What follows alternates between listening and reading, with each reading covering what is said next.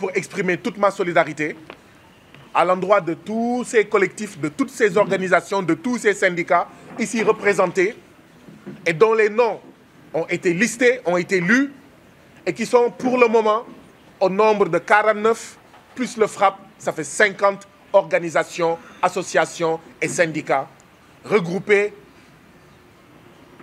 au sein de ce front multilutte, au sein de ce mouvement multilutte qui regroupe des collectifs qui se battent parce que leurs membres ont été victimes de spoliation foncière, d'accaparement foncier, d'injustice foncière, de prédation foncière.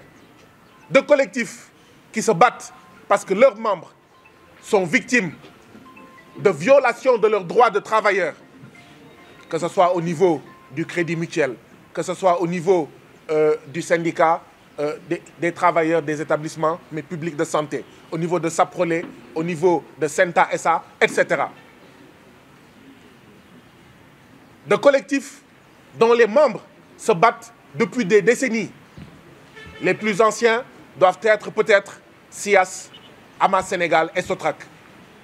Dans les heures et jours à venir, peut-être que vous verrez des collectifs regroupant les veuves et les orphelins des djambars, des 93 djambars qui sont morts lors d'un crash d'avion, d'accord, lors de la guerre du Golfe de 91. Donc c'est pour dire aussi que le lancement de ce mouvement, le lancement de ce front multilutte, dont l'objectif est d'impulser, de travailler avec le gouvernement à des réparations, aux réparations des injustices dont nous avons été victimes, nous, collectifs, au nombre de 49 aujourd'hui pour l'instant. Réparation des injustices foncières, réparation des injustices en milieu de travail, réparation d'injustices environnementales, réparation. Le président de la République et le gouvernement ont appelé au Djoubanti, ont appelé à un Sénégal juste et prospère. Juste. Qui dit juste, dit justice.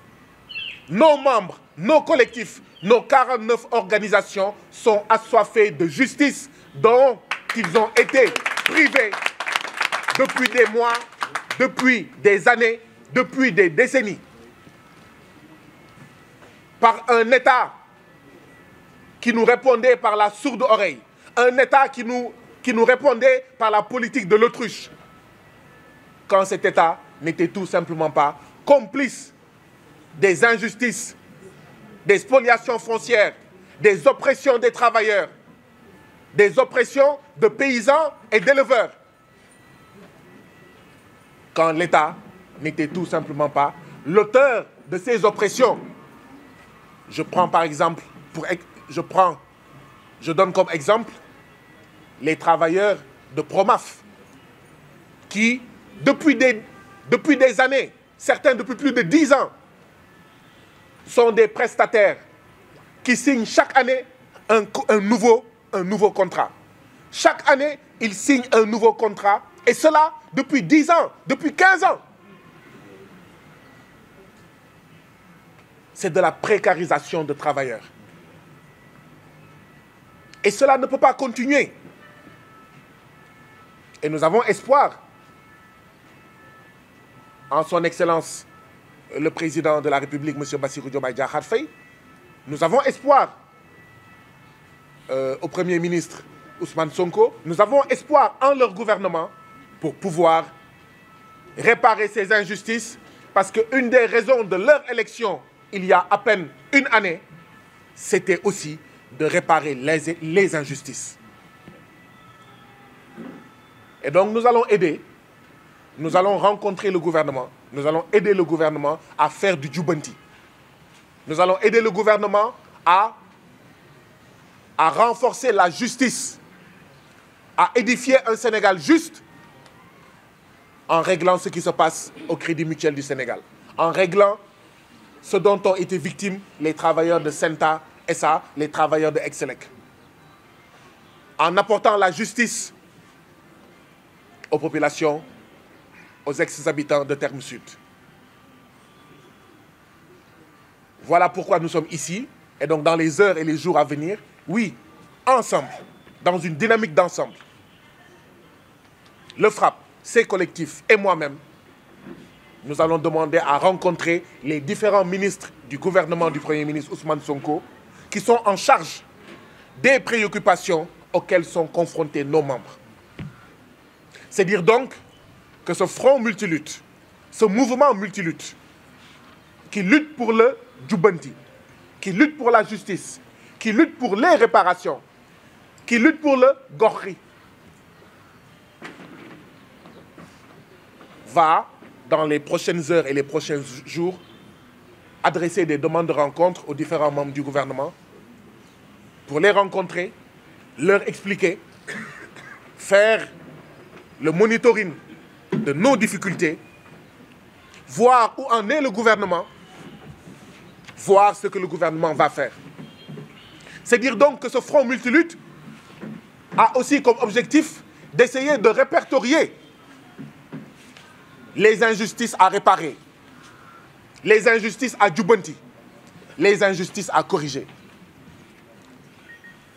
Notre démarche ne perd pas de vue qu'au moment où nous organisons cette conférence de presse, le Sénégal est dans une situation critique. Notre démarche ne perd pas de vue que de toutes les manières d'accéder au pouvoir ou de toutes les manières d'arriver à la présidence, à la primature ou au gouvernement, cette manière-ci, ce contexte-ci est la plus dure, avec un pays dont la dette est astronomique, avec un pays dont les ressources ont été pillées, ont été volées, ont été détournées.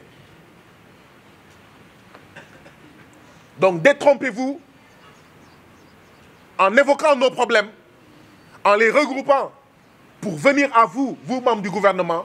Nous sommes bien conscients du contexte dans lequel nous nous trouvons. C'est pourquoi d'ailleurs, nous ne pouvons pas ne pas soutenir le gouvernement dans ses mesures foncières pour le Djubanti foncier.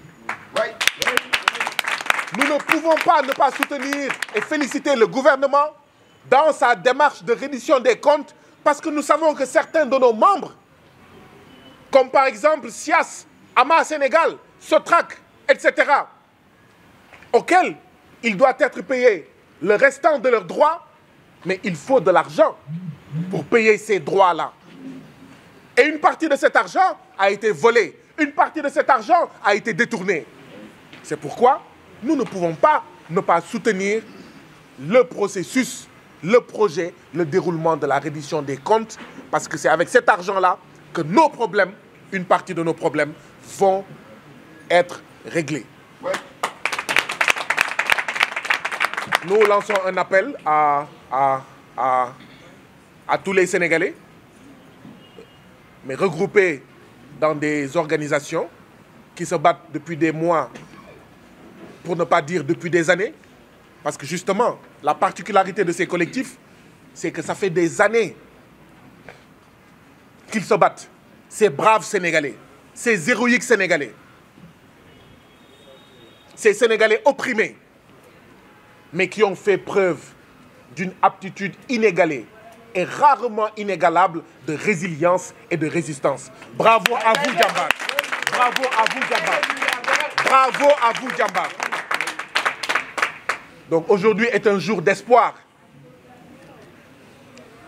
Espoir en la possibilité, dans les meilleurs délais, d'avoir une oreille attentive du gouvernement et de ses ministres, d'avoir une oreille attentive du président de la République, d'avoir la protection de l'État, de sentir la main et la présence aimante, la main et la présence aimante du gouvernement et de l'État en réglant, en prenant en charge nos préoccupations, en nous recevant, en nous écoutant et en faisant du mieux qu'il peut ce gouvernement pour régler nos difficultés. Je vous remercie.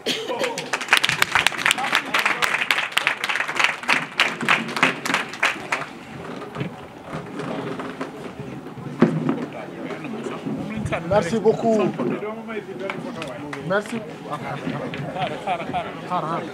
Merci beaucoup, camarade Guy Marius Sagna, député aussi à l'Assemblée nationale.